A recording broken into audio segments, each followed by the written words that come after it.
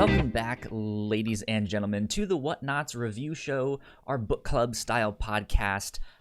Did I just say book club? I don't know. I heard it like regular. Okay, we'll go with that. I said it regular. Welcome to our book club style podcast here at the Whatnots, where we cover multiple different genres, multiple different mediums. You guys can basically jump in at any number you want, because there is bound to be something for everyone. But this week, we are talking about some Superman comics. Superman Rebirth Deluxe Edition Volume 1, which is essentially issues 1 through 13, and covers volumes 1 and 2. But this deluxe edition also included the Superman Rebirth one-shot as the first issue there. If you guys are following along at home and don't actually have the Rebirth Deluxe Edition in front of you. But it is on Comixology Unlimited, so you guys can find it there, yada, yada, yada. My name is Kyle Springer, and I am joined, as always, by Melissa Wilkinson. Yes. Melissa, how are you today? I'm okay. I have a bad hair day, which I guess is all the days now that I can't get my hair cut. See, I mentioned this before we went live. I think it looks fine. From my end of what I can see, I think it looks good. But then you were like, but we're reading Superman. And that's like the ultimate hair. Yes. Yesterday, I watched the Disney Plus documentary on lyricist Howard Ashman, who did the lyrics for the songs in Little Shop of Horrors, in Disney's Beauty and the Beast, Aladdin, The Little Mermaid. Like, he wrote all the songs I loved as a kid. And that's also like princess hair envy from seeing all the animated clips in that documentary. Sure. So I got all these good hairstyles on a pedestal this weekend, and then I look at myself on like this tiny little stump. Well, regardless, we are still here doing our thing. My week has been good. I think this week went by really fast for me, and I'm not really sure why. It just kind of zoomed by, and it's the end of the week, and here we are podcasting. So I'm excited. I think we're gonna have a lot of interesting things to talk about this week with these Superman comics in particular. But yeah, Superman Rebirth Deluxe Edition Volume 1. Melissa, we've read a bunch of comics on this show, but it's kind of been spread out. Different things here and there, some indie books, some superhero books, some old stuff, some new stuff, some in between. But you haven't read much Superman stuff. We like it's rare that you and I get to like, hey, let's just take one of the classic characters and just read something of theirs. We did read All-Star Superman a long time ago. Let me look. But that's a Grant Morrison book. So even if it is about, the big classic platonic ideal of a superhero, it's a weird book about him. It really is, yeah. Let's see. Superman, All-Star Superman was episode 17 of the review show. Ooh, wow. Early on. Stuff. So it's... And we did cover him in a Patreon bonus episode for the review show. We read For the Man Who Has Everything. Yeah, we read some of the like Alan Moore. We read that story in particular, and then compared it to the animated version of that. So that was a lot of fun as well. But it's been a while since we've done Superman proper, or just like a classic superhero proper. So I think this book was a lot. There was a lot packed in this book. I think there's a lot to talk about, but I'm curious as to your thoughts on this one. This didn't read to me like any other books that I've read, because mostly we've covered graphic novels or like more self-contained runs of comics. And this really felt like it was just a varied sample out of what's happening in a long-running comics story where they've, the basics are established already. So they have more room to play around and jump around and try different things. We're doing this for 4 issues and then a one-shot and another one-shot, and then we're doing this for 2 issues. There's a lot happening. It's kind of a buffet of a lot of various problems that the Clark Kent family could be dealing with. Yeah, it really is a lot of stuff going on. But yeah, it's basically just like a small snapshot of this kind of long going.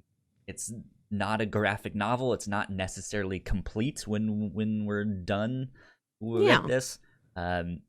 Which I don't think we've really read anything like that, which was interesting. So that's partly why I'm curious as to what your thoughts are on this stuff. But did you end up liking it? Was it kind of too crazy for the stuff? And just be like, I don't know, it was okay. I don't know. No, I appreciated it. Like I would have liked to have seen more classic Metropolis saving adventures. Sure. Maybe a Lex Luthor shows up, but I like the variety I got in this. Like, I never dreamed of a story where Superman has to team up with Frankenstein, but I've got it here. I liked the setting that it was in, and I was surprised how much of this was about his son Jonathan. When you pitched this to me, it sounded like it was going to be a Superman story with some of his son in it. And it's more even-handed than that. Not to the point where it's a kid's story. Yeah, even though a lot of the story does focus on this 10-year-old, I didn't feel like it was below my level reading it as an adult. Yeah, good. I was also a little bit surprised at how much Jonathan was in the book. I was not expecting that. But yeah, I enjoyed it. For the most part, I didn't think it was really anything spectacular. However, I think it had really high highs and also some really low lows. For the most part, I feel like the book was kind of middling at best. But it has a tribute in there to Darwin Cook that I was just like, oh, I miss Darwin Cook. He's so good. But like stuff like that, I think this book also really calls back to some classic Superman stories from the 80s, like late 80s, early 90s, when Superman fights Doomsday and he dies and it's the reign of Superman and all of that stuff. Like it's an homage to a lot of that stuff, which is the era of Superman that I fell in love with. And so it's just like, I like this. This is good. This is good. But then it's also like, let's go to the science fair. And I'm just like, okay, I don't care about the science fair. See, I like that. I like the little domestic parts of it because it's about the Kent family, Clark and Lois and John. And they moved to this little farming community. It's not Smallville, but it's like Smallville, probably Mediumville. Why they moved there. Yeah. And right, it seems a little bit bigger slightly than depictions of Smallville I've seen. But yeah, there's lots of little domestic bits about them, like getting to know the neighbors, getting John adjusted to a new school. Lois wants to start working at the local small paper, try and bring some of that Daily Planet energy over there. Yeah. We'll get more into the continuity and stuff like that once we get into spoilers and stuff like that. Because I'm kind of assuming you were just like, okay, I'm gonna have Kyle explain some of this stuff right here and there. I do have several questions that I could have Googled, but I thought I would see if you could just tell me. So let's do a brief synopsis. Once again, we read Superman Rebirth Deluxe Edition Book 1. This is by Peter J. Tomasi and Patrick Gleason. And we pick up with Superman, who is like, hey, I'm not the Superman of this world. I'm a Superman of another world. I've only come here recently. I've kind of been hiding in the shadows because this world already had a Superman. Keyword had. Superman has recently passed away. He has died. And so this version of Superman is like, hey, I kind of have to step up now. I was hiding in the shadows as Clark Smith. It was Clark and Lois Smith. The most generic last name you can think of for a plain, boring, everyday fit in with the rest of the people. Yeah, my name is Human Being, 2 arms and legs. Exactly. And so he kind of has to step out and be like, okay, well, I guess this is a sign that I should kind of be Superman for this world. But at the same time, yeah, like you said, he has a son. He has Jonathan, who's, I don't know, maybe 10 years old. Yeah. Ish. And so Superman now has the opportunity to be Pa Kent to his son, and teach him all of these lessons and why you should be a good person, especially when no one's watching and stuff like that. And so there's these good, like, teachable moments within that, but they also don't go exactly as planned. We end up meeting Batman and his son Damian in there, and if you're like, whoa, what the hell? Batman has a son named Damian? Yes, welcome to comics. And yeah, it's kind of a crazy book. They go places, like you said, they team up with Frankenstein at one point, and it's just like, what is happening? There's so much happening in this book. So they go to an island full of, like, dinosaurs. Dinosaur island. They go to the moon. Yeah. Batman has a base on the moon, which I wasn't expecting. Because of course he does, right? I'm Batman. I expected everywhere. Someone to have a base on the moon, but my first couple choices would not have been Batman. Well, yeah. Do you have kind of anything else that you want to add to the, like, basic synopsis of the book? I will say that the part about them being a family from another dimension, from another continuity of Superman, and they're living, I don't know if they took the pseudonym Smith or if they're from an alternate universe where the name never was Kent, it always was Smith. No, they took on Smith as just a generic. Will blend in. The fact that they're from another dimension doesn't really come into play at all. Yeah. It's for, like, the first issue, and then it changes gears. Yeah. And it seems otherwise completely normal, except for that they're the Smiths instead of the Kents. Yeah. For the most part, I know I've kind of hinted at some continuity stuff that I will explain. For the most part, you can ignore most of that. I'm sure you'll have some questions, but I feel like they act more as, like, a good tease to be like, oh, maybe I should go check out this book, or I should go do that thing, and, you know. Which is also kind of what comics does, right? Of just hinting and teasing at things. Oh, if you liked this, go check out this book. And stuff like that. But yeah, for the most part, I think you can kind of ignore it and just pick up where this one is, and you'll understand. It's like, okay, he's kind of new here on this world. He's picking up in the footsteps of this other Superman. Here we go. So, good stuff. Let's do a bit of housekeeping like we normally do, and then we will get into spoilers after that. Stuff like that. So if you guys did not know, we have multiple podcasts here at The Whatnauts. You guys can find out more information on our website, thewhatnauts.com, or your favorite podcasting platform of choice. Just type in The Whatnauts, and all of our shows will pop up right there. If you guys like what we do, patreon.com/thewhatnauts is where you can support us as little as $1 a month. At our $3 tier, we have all kinds of exclusive content. Like you mentioned at the start here, there was one time for an exclusive episode of the review show. We covered a short Superman story written by Alan Moore. I think it was actually the same team as Watchmen. So Alan Moore and Dave. Dave Gibbons. But that story has also been turned into an episode of, I believe, Justice League Unlimited. So we did a compare and contrast thing with that. So if you guys want to go check that out as well, that is up for $3 patrons or above.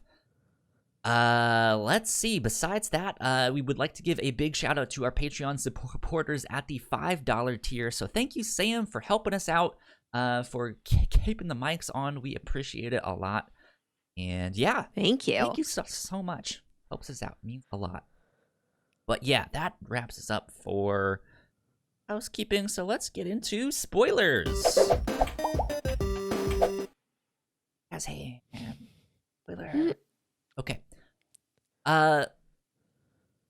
Well, so you mentioned you had questions. Let's start with that. Let me see if I can answer your stuff, and if I need to, maybe I'll back up. I have a couple notes written down on my phone just to be like, you should probably explain X, Y, and Z. But, okay. Damian Wayne I have heard of before, but I can't remember who his mom is. I think it's either Catwoman or Talia. It's Talia. Okay. Yeah, who is the daughter of Ra's al Ghul, who is the head of the League of Assassins. And yeah, Batman and Talia, you get it on.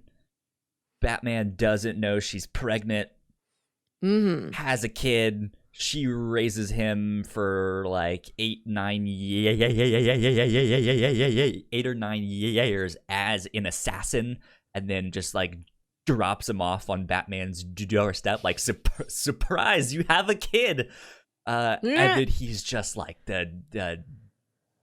he's a little shit. That's what he is. Yeah. And he just wants to kill people, and Batman's like, no, we don't kill people. You can't do that, Damian. Like, stop it. He's like, but it's so much easier. Like, we could just do it this way. But that's who Damian is. Okay. I couldn't get a handle on who Nobody was exactly. I actually don't know that one. I don't know who Nobody is. Because she says when she first encounters John, she's like, oh, I'm just here at the school to pick something up for my little brother. And it seems like she does have an older sisterly role to Damian, and they're 10 and she looks like she's maybe like 13 or 14. But I couldn't tell if they were like actually siblings, like if this is a daughter Talia al Ghul had earlier, or if she's just like another orphan Batman picked up somewhere along the way, and so that's why she has kind of a sisterly role to Damian. And I can't tell her relation to Batman exactly.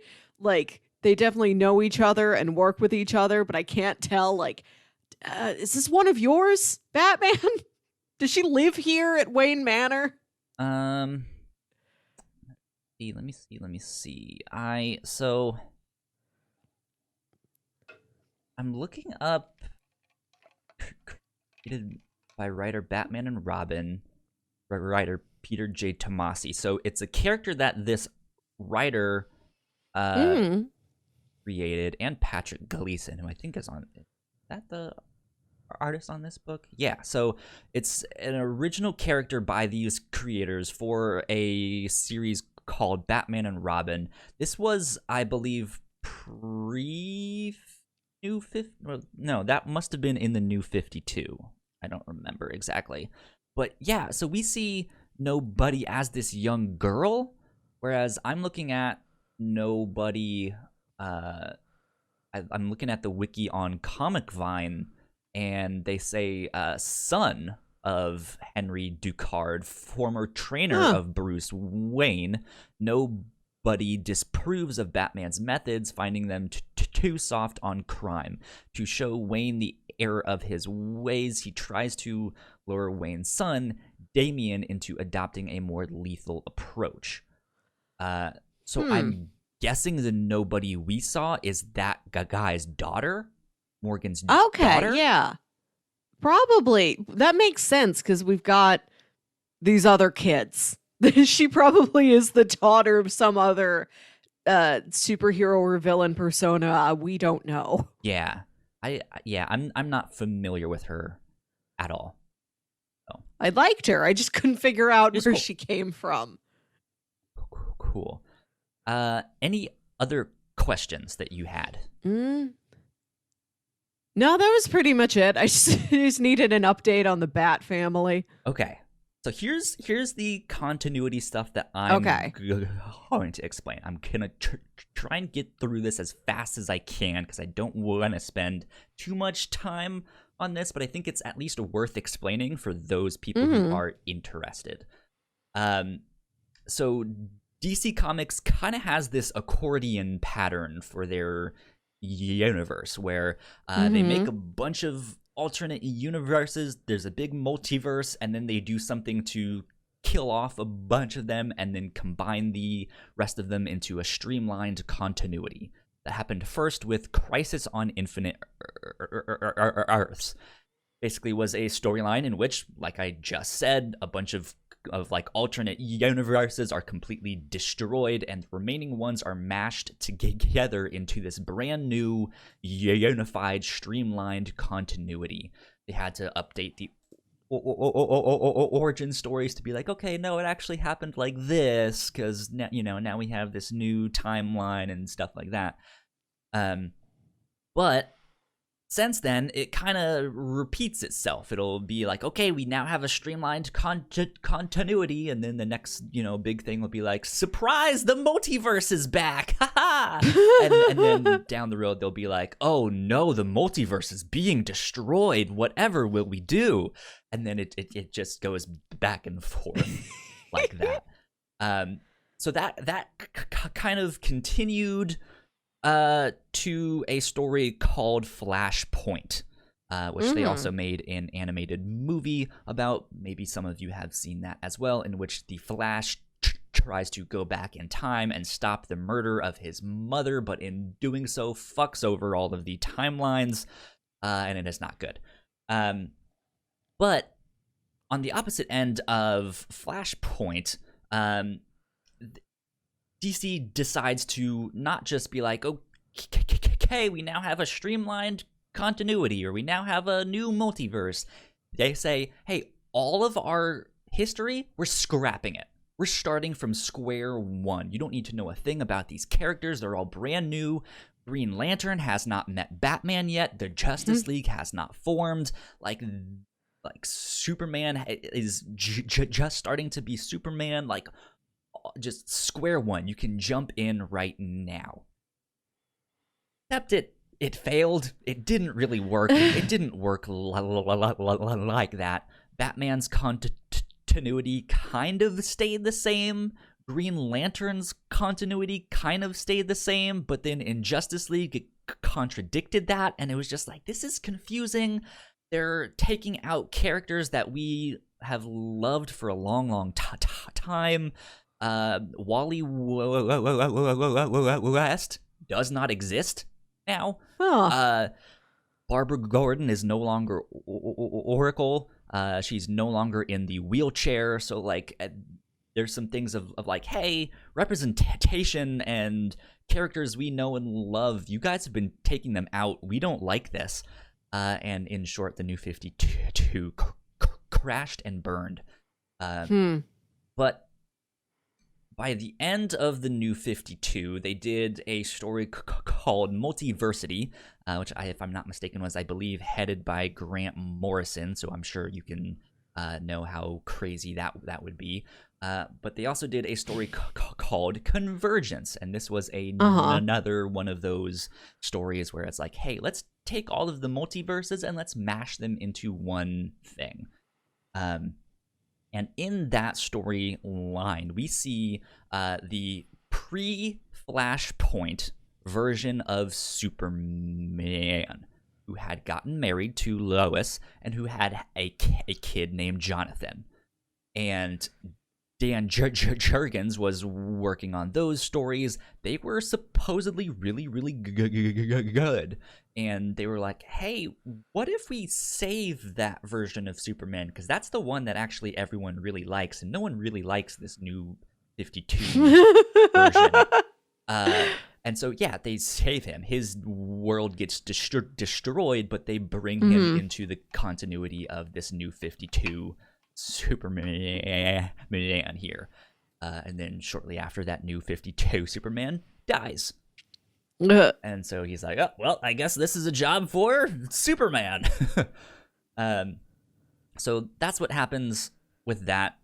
New 52 Superman dies, but his death is really confusing because they're saying his cells were dying since a certain fight on Apokolips. He has kryptonite radiation.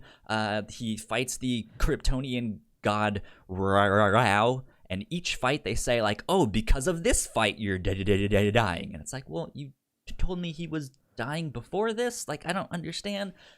Really confusing.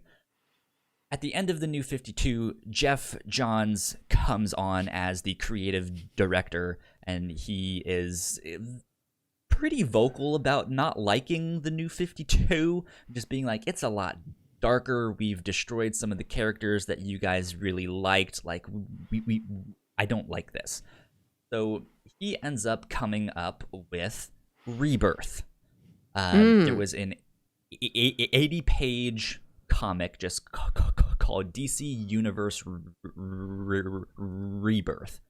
And it was amazing. It was fantastic. To someone like me who is a slut for continuity and stuff like that, this was amazing. This was so good. And it has Wally West narrating the book. He has been trapped kind of in Speed Force, stuff like that. He's being like, hey, no one remembers me. This is a strange thing. Why do I not exist now? That's strange. That's stupid. Maybe Batman. He's the greatest detective. Let me go to Batman and see if he knows something. He's just like, who are you? I don't know you. So he tries appearing to a bunch of different characters. And they're all just like, sorry, dude, I don't know who you are. And as he's appearing to these characters, he's getting weaker and weaker. And he's like, I can't keep this up. I'm about to disappear completely.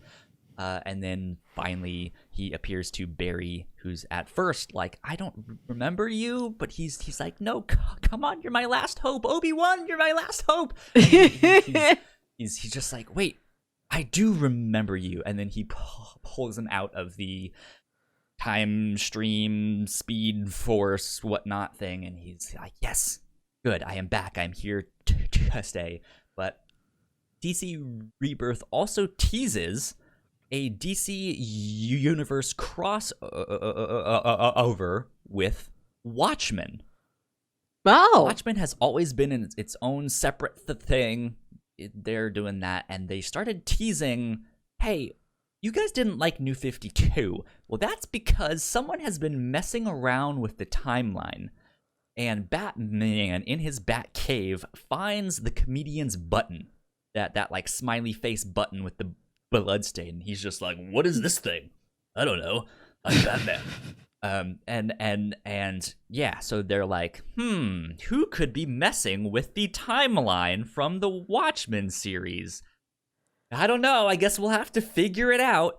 And so yeah, they tease that. They also tease that 3 Jokers are running around. Yeah, all the Jokers from past continuity, the like 1960s Joker that actually looks like a clown and has that, the big huge smile. They're all kind of running around. I think they're just starting, like in 2020, just starting to get to that story. Rebirth came out, I think, in like 2015 or 2016, something like that. So they're teasing a whole bunch of stuff. So long story short, yeah. Here comes the pre-Flashpoint Superman into this newer continuity. Okay. he steps in. He's like, I have to be the new Superman because the one that you all didn't like died. But I will say this. So Superman also runs parallel to Action Comics, which is another Superman title. That may have been more of what you said you were interested in, the like Daily Planet saving all of that stuff. I think the first couple issues, he's still this new Superman is fighting Doomsday, which is the character that killed the New 52 Superman, stuff like that. He's also dealing with this character named Dr. Oz, Mr. Oz, which I think they mentioned once in this book, but it's so off hand that you're just like, all right, who cares? But then there's a guy that shows up who's like, hey, I'm Clark Kent. Superman's like, that's strange. I'm kind of Clark Kent, but I've been going as Superman. Who is this new guy? Turns out that is the New 52 Superman. He never actually died. There's a whole story with that I didn't read. Last but not least, the last thing that I will say is that both this old version of Superman and this New 52 version of Superman, who we thought died but never really actually did, end up kind of fusing into one and being like, okay, now we have full-on Superman. This is him.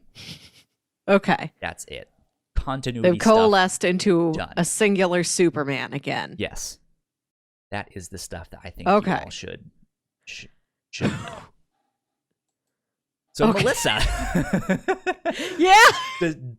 Does that kind of clear things up for you? Does that leave you with more questions? No, I think that's fine. That's actually a lot more information than I needed about anything, but I'm good. Sure, yeah. Understandable. So now that is out of the way, let's actually dive into more of these books here.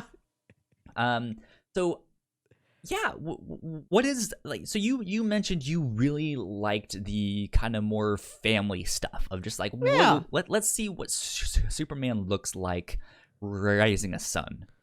Mm-hmm. Talk to me about that. What stood out to you with that? I liked the country setting. I like this farm that they live on, because I don't think that's something I've seen in other Superman stories, that he's like, I'm going to return to farm life where I grew up. Okay. Yeah, he does that from time to time. I surprisingly really enjoyed that too.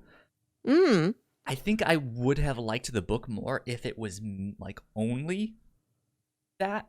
Like if you take out some of the more bombastic adventures, which on one hand, like, you kind of need for a Superman story, but like there's something kind of cool about that smaller, subdued story where he just has to raise his son to be this next thing, right?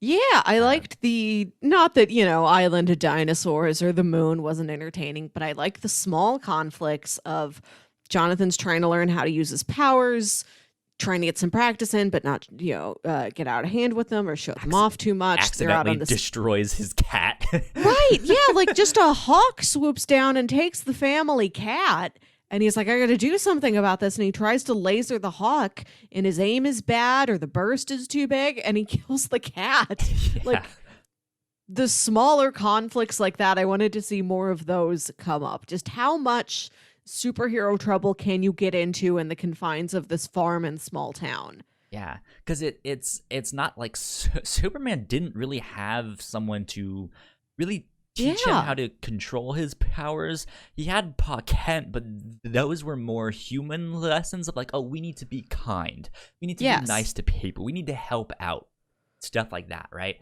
Whereas the Hess is like, oh, so you have laser vision, okay, let's do some target practice. Like, I have laser vision too. Yeah. Like, oh, since when did you get freeze breath? Let's talk about that, because, sometimes when you sneeze, it might happen. So, yeah, like, I kind of would have liked it to focus more on that stuff, but I'm also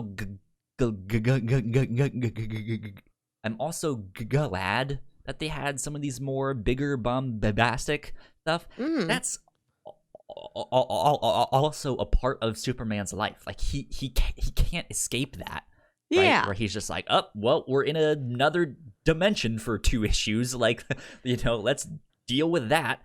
And yeah, like, oh, here we are with Frankenstein. I guess it's Wednesday. The Frankenstein one is wild because in a couple issues ago, they're at just the town carnival, which is a really fun issue. Yeah. And Lois is talking. They've just moved there. This is their first, we're going out among the townspeople for a large event.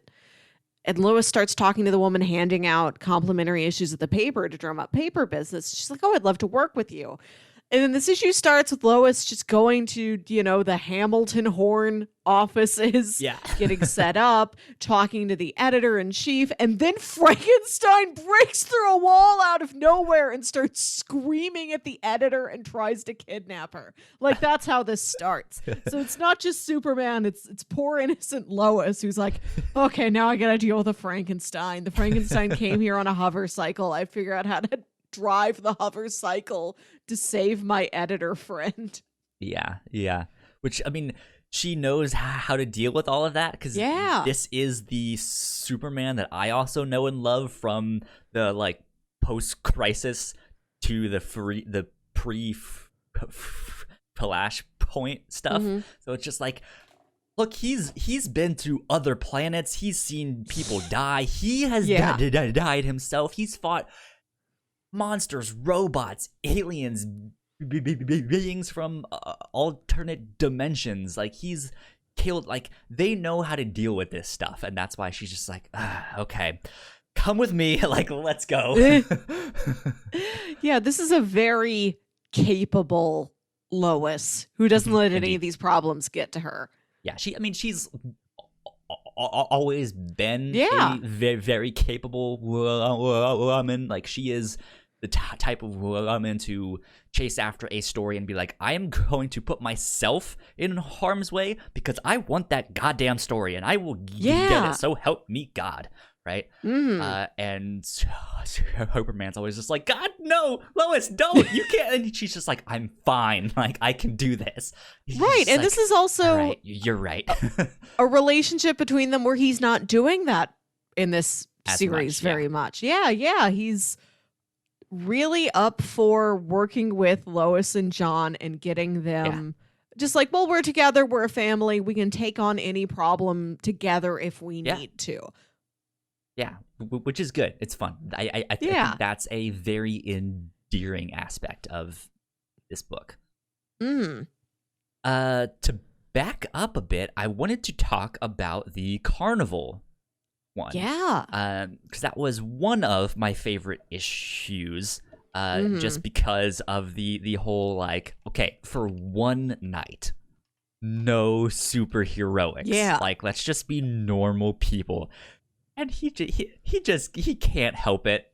He like, because he has super hearing, he knows that some people are about to rob the people at the ticket booth and all of that stuff, and he's like, promised Lois that I wouldn't get into costume.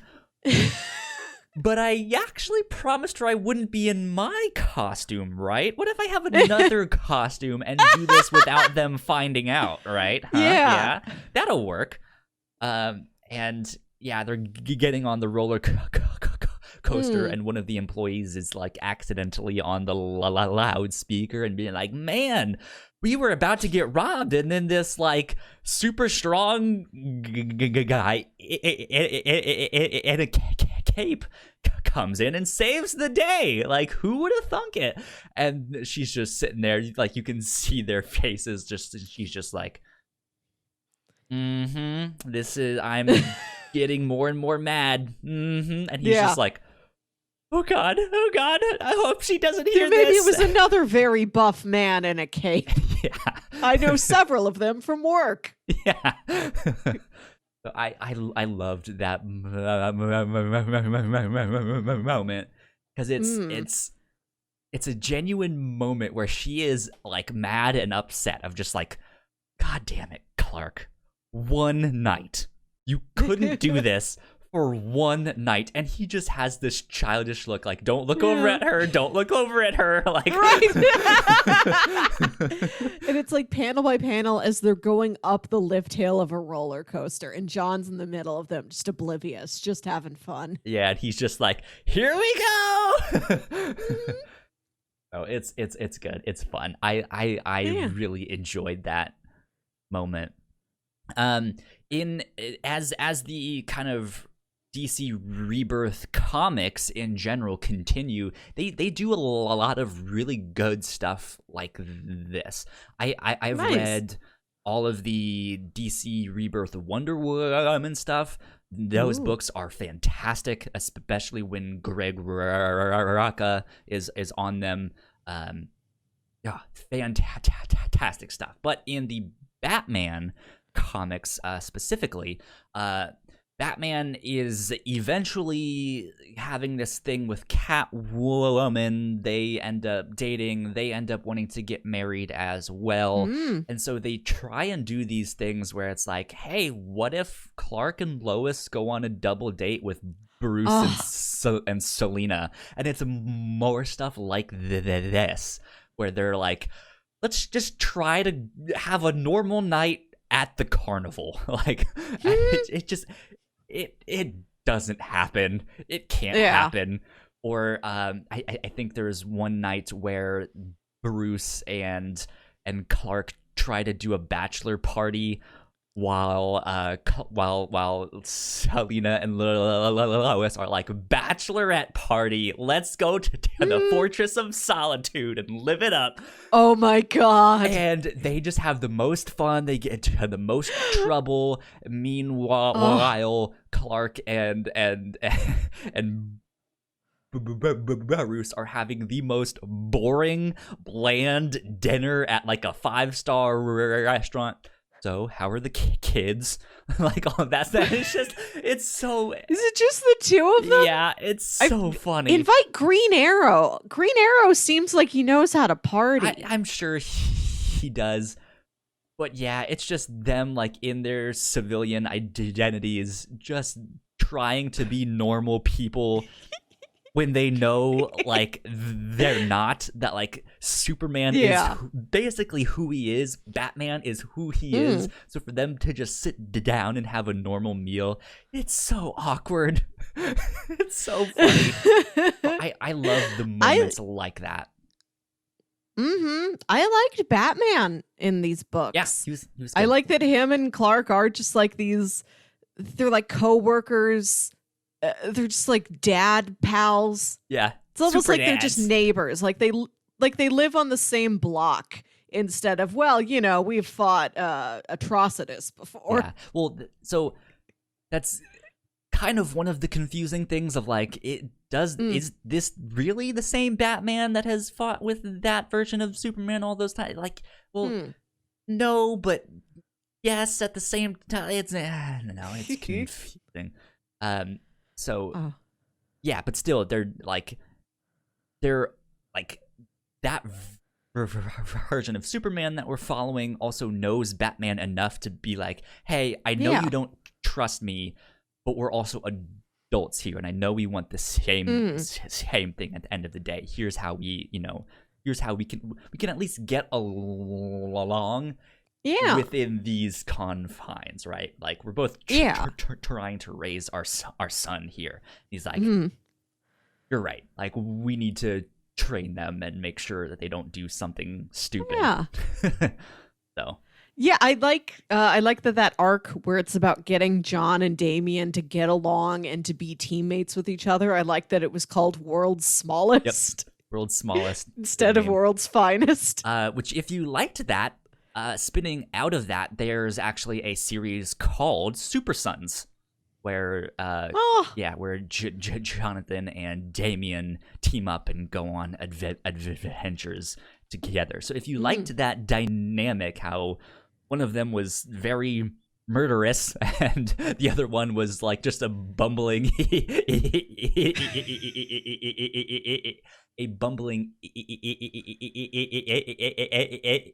cannot speak, a bumbling idiot who cannot control his powers yet, then that I'm sure would be a good book to check out. Super Sons.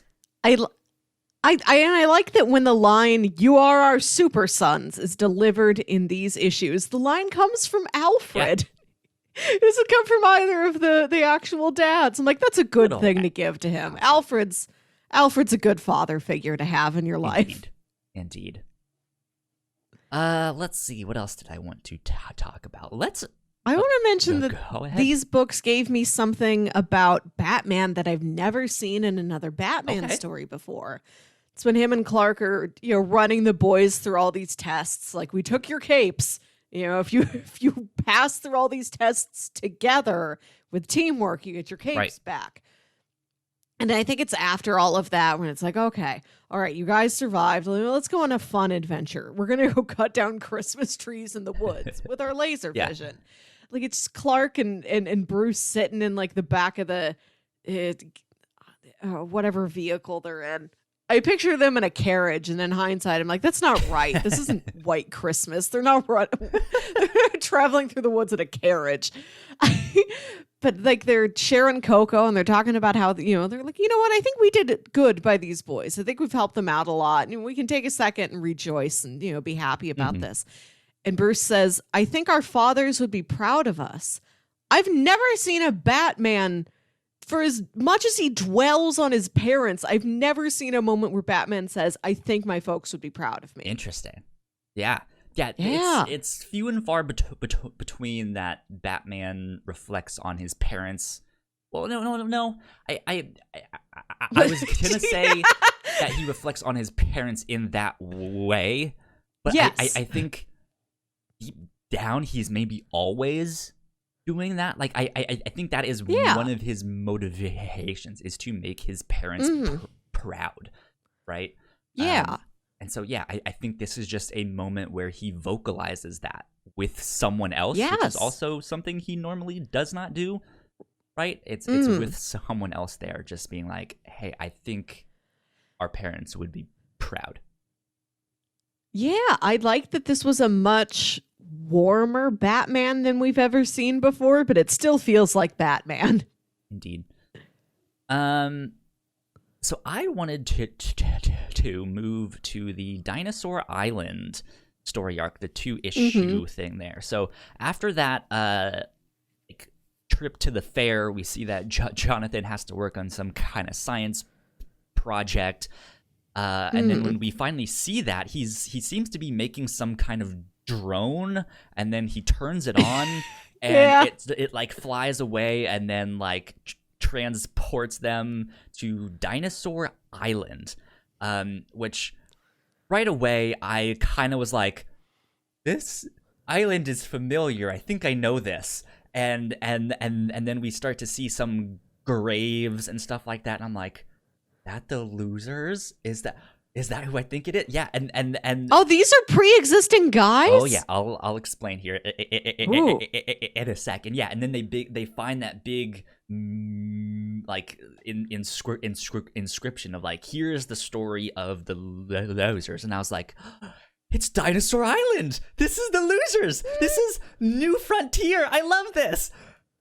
So this, I think, was one of the high moments in the story. I loved these 2 issues. And simply because this is another kind of callback to a different book. I'm sure you've heard of DC's New Frontier. Have you heard of that book, or have you seen the animated adaptation? I think I saw part of the animated adaptation. Is it got like a mid-century setting? It kind of goes back and forth between the older heroes and the newer ones, and it kind of bridges that gap. Okay. But long story short, it's by Darwyn Cooke, who is just a genius of comics. His stories were fantastic. His art was incredible. It was this very classic sense of the way the characters looked, the way they felt, the way they acted. It was just, he was a master class in all aspects. And The New Frontier is a particularly good book to check out. It's phenomenal. I think Paul and I covered it on the review or on the Whatnots podcast a long time ago. You guys can find that on our website, thewhatnots.com. But there's also an animated adaptation of that too, a movie that you guys can check out. It bridges the gap between some of the older, like, Golden Age, Silver Age heroes and their newer modern counterparts and stuff like that, from the Justice Society to the Justice League and stuff like that. And the big threat is Dinosaur Island, which turns out to be a giant monster in and of itself. So they were not on just in Island. They were on a giant monster, and they like didn't mention that this entire like two issue arc. But yeah, it also, like, the New Frontier pays homage to so many DC comics and history and content, and it's Easter egg after Easter egg after Easter egg, and so to see that kind of in this book was one, like, oh, like, this is an Easter egg to that book. But I think the most important thing is that this came out shortly after Darwyn Cooke died. This was a tribute to him after he passed. And so, like, when at the end it was like a for Darwyn Cooke. It was just like, oh, I like this. This is for him. That's sweet. Yeah. So I enjoyed that arc. It did that arc stick out to you as someone who might not be as familiar with that stuff? It just reminded me a lot of Kong Skull Island. Okay. Interesting. Yeah. Good stuff. Where you go to an island, it's full of monsters. There is a World War II pilot who went down, and he's still living there in the jungle among all these monsters, and he doesn't know anything that happened. He's like, oh boy, people, what's the news out there? If you help me get back to civilization, I'll tell you how to avoid all these monsters. Yeah. One thing I liked about that story was getting to see Krypto the super dog, who always seemed real corny to me. Just the idea that it's like, okay, Superman is a dog, but like it's also a Kryptonian dog, and the dog is also super. Like, it seemed, I don't know, like a tacky action figure-y thing. Like, let's just pack as many toyetic characters into the story as we can. Yeah. But then I was actually reading this. This is my first time interacting with Krypto the super dog. I'm like, he's pretty cool. He's a good boy. I appreciate him. He's a good puppers. Yeah. Right. And I looked it up, and he's a mix of Labrador and Pit Bull. There you go. Okay. Oh, which I think made me extra fond of him. Your roommates have some Pit Bulls. I've never seen them, but I hear them a lot. Yeah. So I'm fond of them through that. It's like, oh, the dogs are out there having fun. Yeah. This is a hero that Blueberry can look up to. Krypto the super dog. Exactly. I really don't know much about Crypto besides seeing him like in like a joke old cartoon and being like, wow, they really did some strange things back then, huh? So yeah, to see him in this is kind of strange. Well, funny enough, I've been reading a bunch of post-crisis DC comics. I've read all of the Superman stuff, which is where I fell in love with them, or like all of the stuff up until the just through the Death of Superman arc, which I'll get back to in a bit here. But I did happen to recently read the first appearance of Ace the Bat Hound. Batman also has a dog at certain points. Yeah, so it was funny. It's like, oh, there's Ace. Oh, now we have Crypto in modern day stuff. So good stuff. Yeah. Does Marvel have any notable pets besides Captain Marvel's cat? Oh God. It's not like the Fantastic Four have like a mouse that was on the spaceship with them, and now the mouse has powers. The only one I can think of is from the Inhumans. Which I don't remember his name. Why am I blanking on his name? What's the dog from the Inhumans name? The dog from the Inhumans. His name.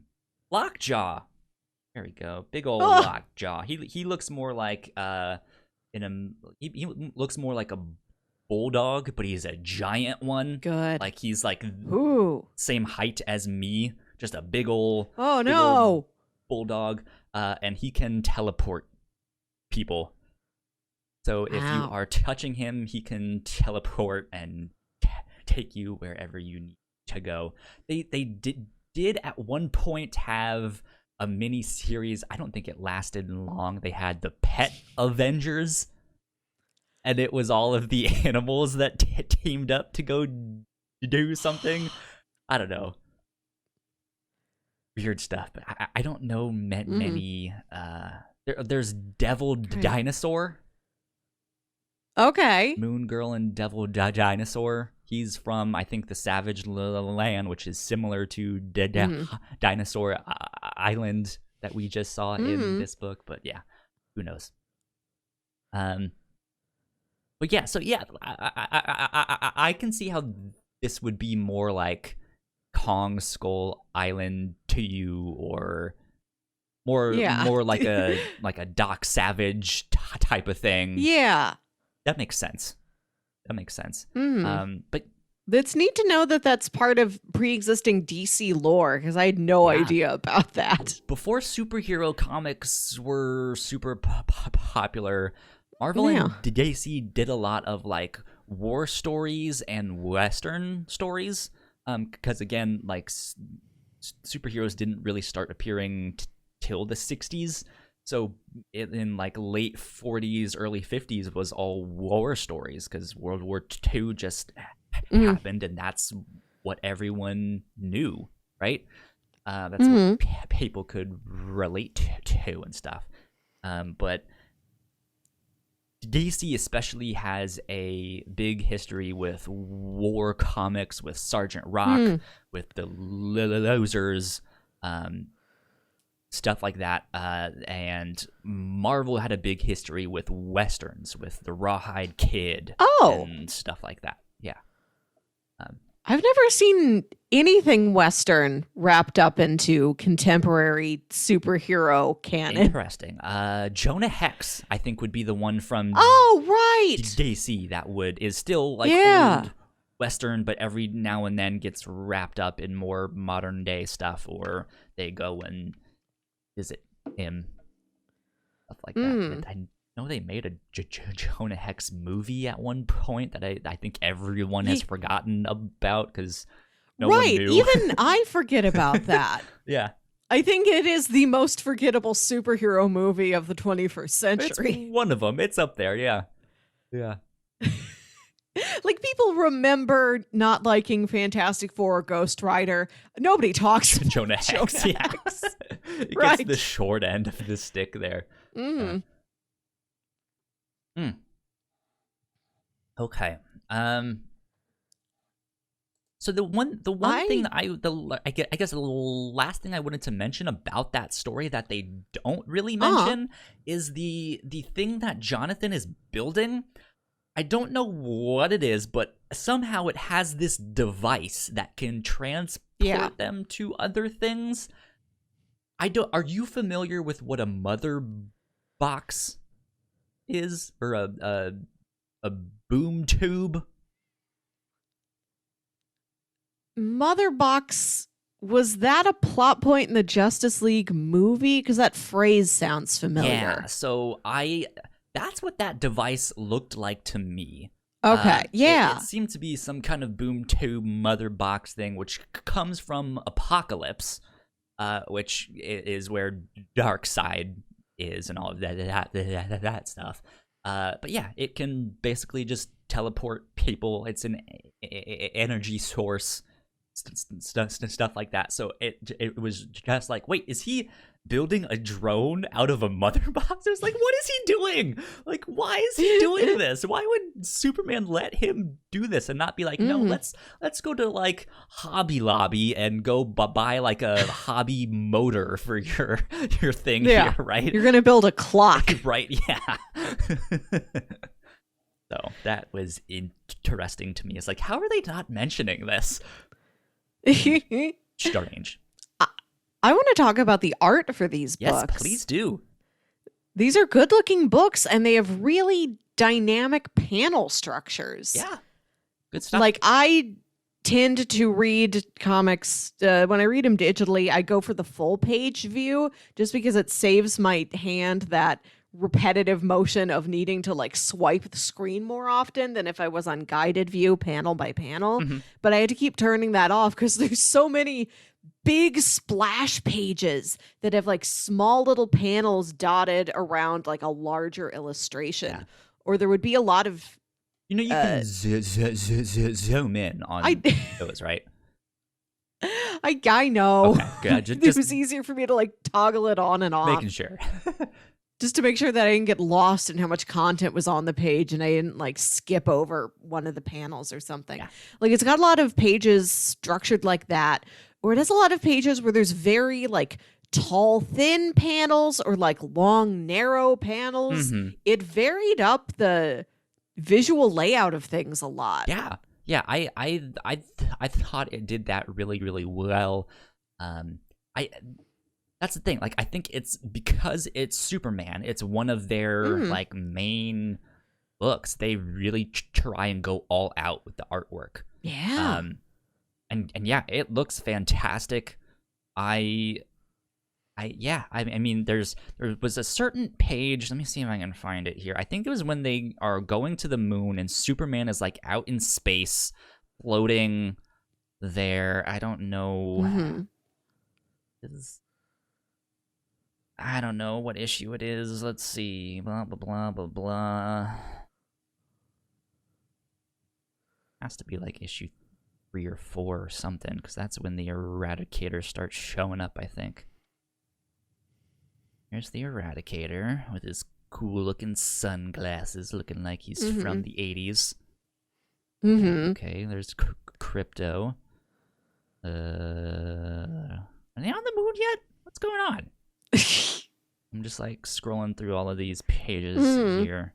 Okay, there's the moon. They must be heading to the moon now. It's on issue like 4 or 5.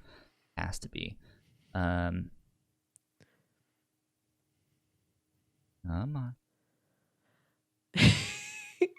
While you're looking, I'm going to mention some other things I like about the art. Go for it. In the Frankenstein issues in particular. First of all, Frankenstein design, cool. I don't know from whence these Frankenstein characters came. They seem to be part of a pre-existing canon I wasn't aware of. But you meet the bride of Frankenstein in that, and she has 4 arms. Yeah. And I'm like, that's genius. What has ever stopped a Dr. Victor von Frankenstein for putting on as many limbs as he wanted? Exactly. Of course the bride of Frankenstein should have 4 arms. Yeah, Daisy has like a darker magic side of things. And yeah, that's where you'll see monsters like Frankenstein or Swamp Thing. You'll start to see John Constantine and Zatanna and stuff like that. So they do have the, like, if you're into like dark magic and stuff like that, they have some good stuff. Yeah. And part of that issue, that couple issues that I liked, was when they're fighting out in like the field by like the family farm. There's these bigger shots, these wider angle shots of all the action, and then in the foreground there'll be like little flowers, and like there's a bumblebee on a flower and like just wheatgrass and like a little field mouse. Like, I liked that juxtaposition, and it's beautiful to begin with, all these pastoral landscapes of the Smith family farm. But I particularly like them playing up the wackiness of, the four-armed bride of Frankenstein, like fighting an alien. In the foreground, there's just like a little bee pollinating a wildflower. Just bumbling by. Yeah. Little bee. So I found the page, and yeah, it's issue like 5 or 6. I'm not sure exactly which one. But I think it's after they beat the Eradicator, and Superman has that like extra time, and it's right before that big splash page where he goes to help out everyone. And he's floating above Earth, and he's just like, well, I guess I have some extra time. But it's a really, really cool, like, it's one page, 3 panels. One panel is the entire page, and then there's 2 smaller ones down in the corner.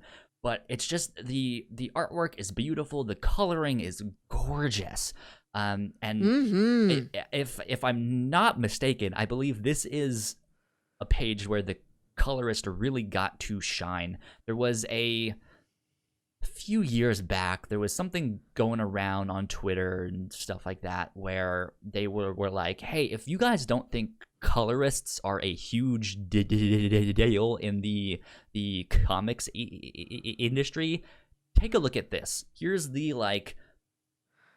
pencil version of that page. Here's the inked version of that page, and here is the colorized version of that page.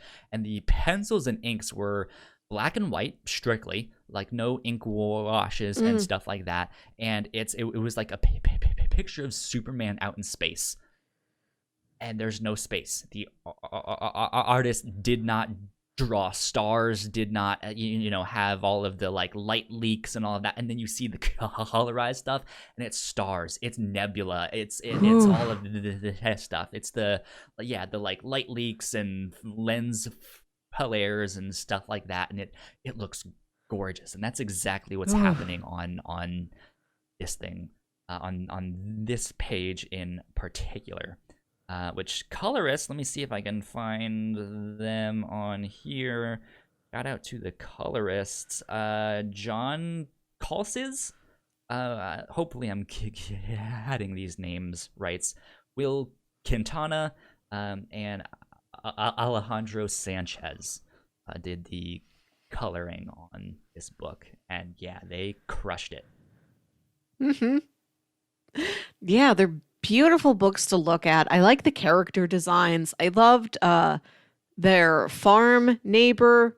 It's like the little girl who John is friends with. It's her grandpa, and he's like this big broad man in these overalls with this like big bristly gray mustache, and he looks just like my grandpa. Who also owned a farm, so I was very fond of him. When they go to the carnival and they meet Jonathan's teacher is there, like having a display of all the kids' science fair projects. Like the second he appears, he's got so much personality just through his visual design. Oh yeah. The characters seemed roady. That's a word that I never used that I remember learning in school. Roddy. If that's the word, where it's just like healthy and strong, and they have they just seem like that. Like that's just what the characters seem like here. They got these like button noses and like big eyes, and just like, wow, they're so full of wonder and healthy, and they're strong, So the character design was real good too. Spot on. Mm-hmm.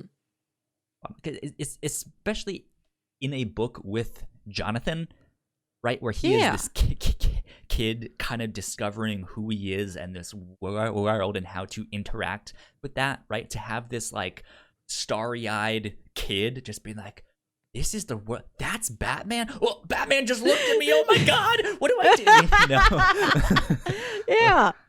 Like it was fantastic. So, yeah, and as I said earlier, this book had a lot more Jonathan in it than I was expecting, but I didn't mind it. And I think the story's really well toned to being appropriate for a variety of ages. Like, I'm reading this at it's almost 30, and I don't feel like it's like I'm reading a kid's book, but I feel like you could also give this to a kid Jonathan's age, and it wouldn't be above their level either. Yeah, absolutely. I mean, that's at the end of the day, that's kind of who most mainstream Marvel and DC comics are aimed at. Just like, hey, you can give this to a 10-year-old, right? And they'll have fun.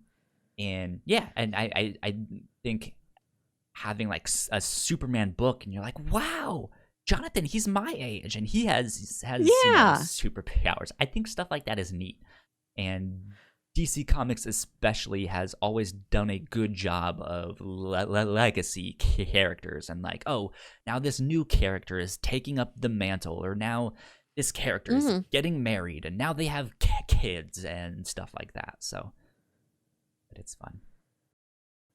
Yeah. Last thing I kind of want to mention about this book, I've kind of been going in reverse order with this book, is as the start of the book with the Eradicator stuff. The Eradicator is an interesting character that came about, in the post-crisis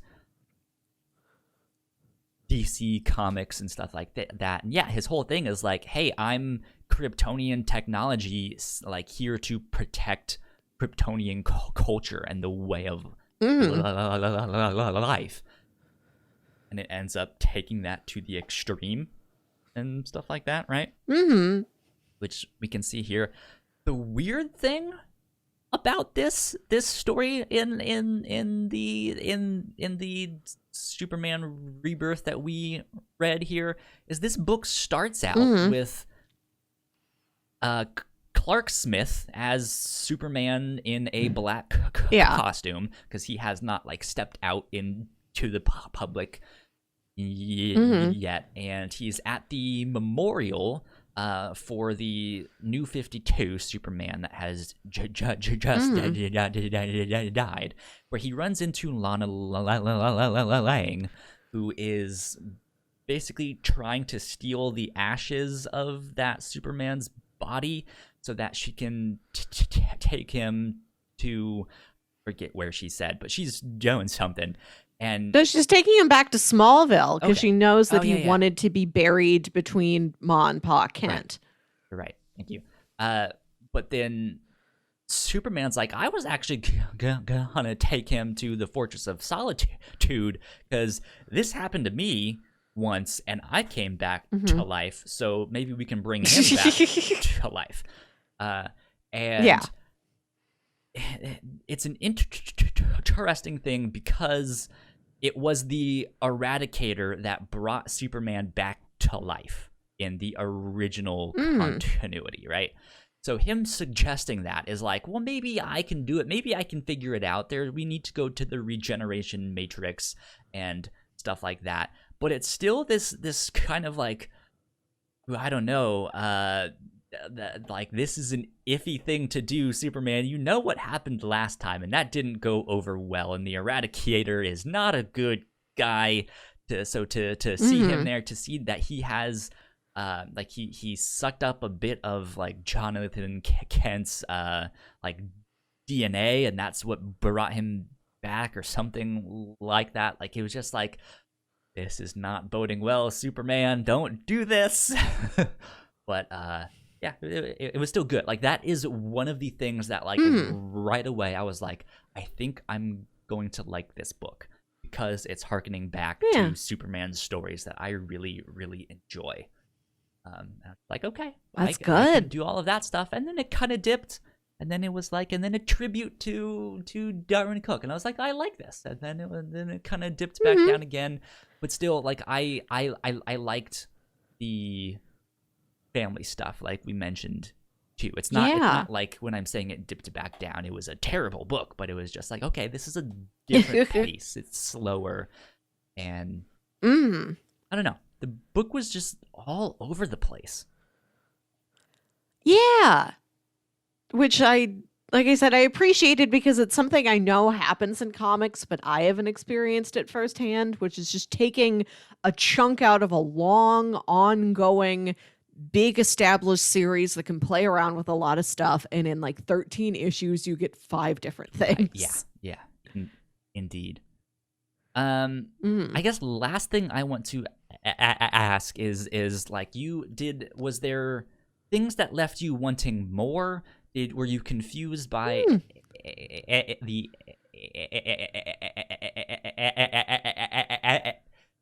were you confused by the notes that were left by the editors or stuff like that? Was there stuff that kind of confused you besides the things that we talked about at the start? Yeah, I think it's like I'm not up to date with who all is in the Bat family. The whole thing where there's 2 universes and like one Superman died and this one came from another universe and replaced him, but then they don't talk about being from another universe, so don't worry about that. Like, I was aware there was canon I was missing out on, but I think the stories did a good enough job of making me not feel like I was narratively missing anything. Okay, like, it is just background info that may help me if I wanted to look deeper.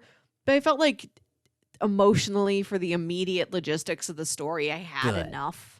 Okay, yeah, because that I think is something that scares a lot of people off of comics.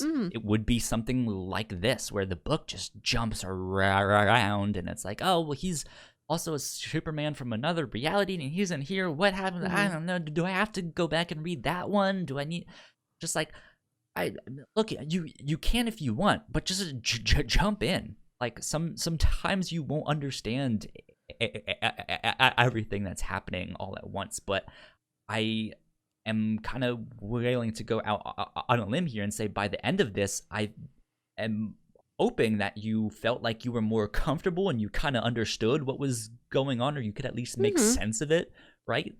And just be like, okay, well, I might still not understand everything, but I'm much better off than where I was when I started. So if I continue, then I might just be like, all right, cool, I'm fine with this. Yeah, good. I'll piece it together. Okay, yeah. That I think is something that a lot of people struggle with. So that's why I thought it would be interesting to talk about all of this stuff here with this book of like so much. So, well, I am all Superman'd out. That's about all I have to say on Superman. Good stuff. Recommendations. As I said earlier, Kong Skull Island. That it's fun. And this is the latest in a weird theme we seem to have picked up of farm comics. Okay, yeah. This is at least our 4th farm-based comics title. Earlier this year, we read Black Hammer, which I really liked. Jeff Lemire? Last year we read, also by Jeff Lemire, Essex County. We read Harrow County. Yeah. So if you want more like beautiful pastoral comic scenes of farms with like golden wheat waving in the breeze, those are other titles you can check out. Okay. Go check out DC's New Frontier. That is go read the book. It is beautiful. It has some amazing artwork. It does have an animated adaptation. Good Superman stuff. It's hard for me to suggest 80s, like late 80s Superman, early 90s stuff, because there's so much of it. He was their title character. They had like 4 Superman titles running concurrently. There's so much, yeah. But it's really good. If you are a comic book nerd and you haven't checked it out, it is worth diving into and consuming as much of it as you can. Let's see. What else would I recommend? What about a super kid? Is there a good story about a super kid? I would say The Runaways. Yeah. I always recommend The Runaways, which is a book from Marvel Comics, in which a bunch of young kids find out that their parents are super villains. Because we all know that at some point, every child feels like their parents are the bad guys, but it's a reality for these kids. So they run away, and they decide to fight back, and stuff like that. And it's good. It's fun. Enjoy that book a lot. Yeah, I would say go check out that stuff. Good old recommendations. Okay, so I have one more recommendation that I need to recommend with a warning. The warning is that the book I'm about to recommend was written by Max Landis, who is a known abuser and has done some very, very shitty things. So if you want to avoid the book simply off of that, I understand. However, he wrote a book called Superman American Alien that Paul and I covered on the Whatnots podcast, which again you guys can find on our website a long time ago. We did that before we really knew all the stuff about Max Landis. But it's a 6-issue miniseries on Superman and his origin story about 6 different moments in his life. I have to say, it's a really damn good book. And yeah, it's I think a more modern origin story / just kind of montage of things that I think will make you fall in love with Superman.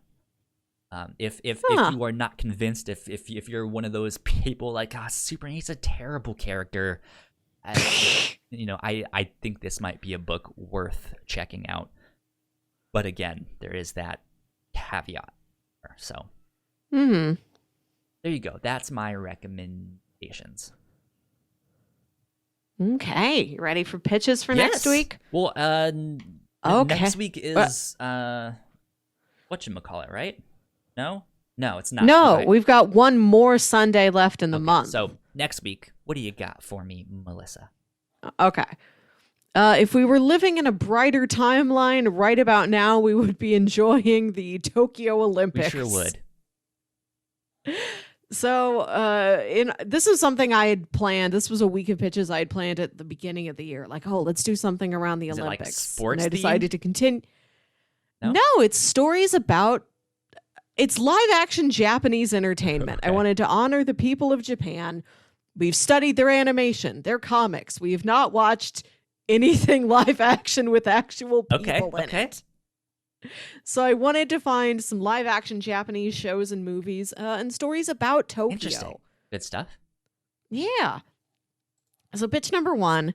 This is a story I've been wanting to pitch for a long time, and I've been saving it for this theme of pitches. This is a show you can find on Netflix called Kantaro, the Sweet-Toothed Salaryman. Okay. And this is about a man who is a elite publishing sales rep, and he goes around the country on these client sales visits, and he always tries to wrap them up so that he can go explore the world of desserts.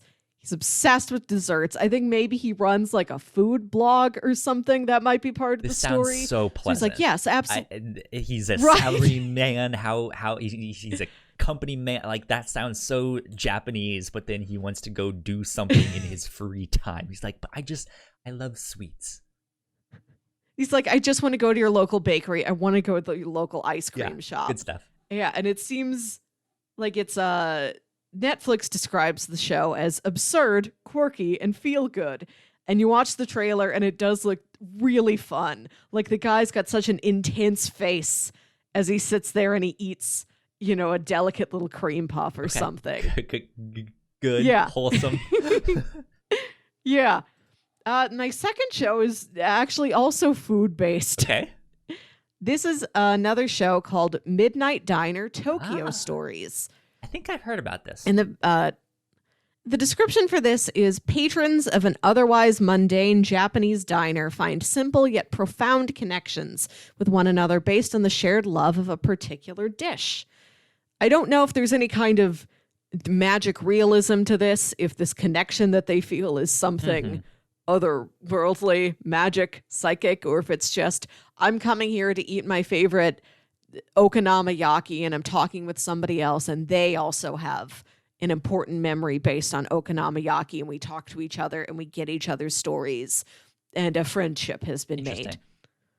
Okay. Yeah, and Netflix describes this show as understated, heartfelt, and intimate. And this one seems like much more of a drama, like kind of a simple slice of life drama as opposed to perhaps the more sitcom-y Kantaro. Sure. Oh, and Kantaro's 12 episodes and this one is 10. And they're like 23-minute episodes. Pitch number 3 is a movie I read about called Adrift in Tokyo. Gotcha. This one, you can rent it on YouTube for pretty cheap, like $3. So not free, but affordable. And this is described as Takamura has no friends and no family. He's a law student, but he doesn't have any particular ambitions. A thug offers to pay Takamura's considerable gambling debt if the student accompanies him on a trip across Tokyo. And I read a bit more about this, and it seemed like it wasn't super destination-based, but it was kind of meandering, kind of whimsical. This kind of down on his luck student is following this loan shark just meandering around Tokyo. Seemed like an interesting way to get to know the city, to see it through the lens of this film. And this stars Joe Odagiri. And the article I was reading says that he's a real outstanding performer in Japan. Oh, I really don't know anything about this, but this was kind of the point. Let's just find the world of Japanese cinema, non-animated Japanese cinema that I really don't know, and find some interesting stories about Tokyo. I'm about it. Yeah. So our 3 pitches are Kantaro, the sweet-toothed salaryman, Midnight Diner Tokyo Stories, and Adrift in Tokyo. Let me see. Let's see. These are some good choices.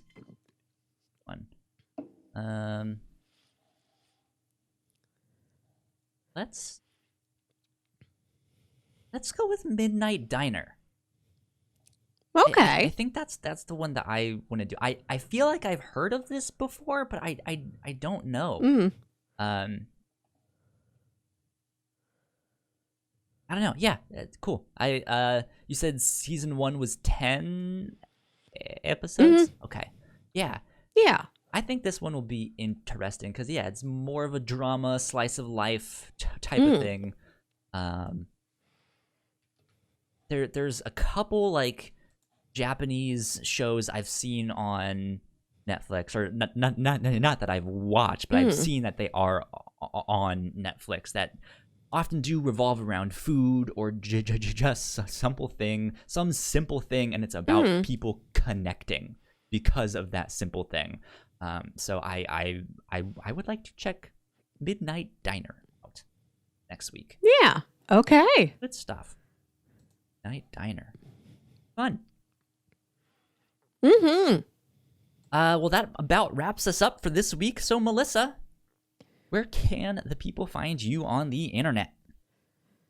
You can find me on Twitter and Instagram at Wilkywit. That's WILKYWIT. You can find me at Yo Kyle Springer on Twitter and Instagram. If you guys want to follow our show, we are at The Whatnots on Twitter. Go like, share, subscribe, do all of that stuff. Go subscribe to our YouTube channel. I think we're sitting at 83 subscribers still. So we're on the road to 100. Hoping, praying that one day we will get there. So if you guys could help us out to get there, that would be fantastic. But with that, we will see you guys next time. Thanks. Bye. Bye. Thank you so much for checking out our podcast. We hope you enjoyed that one.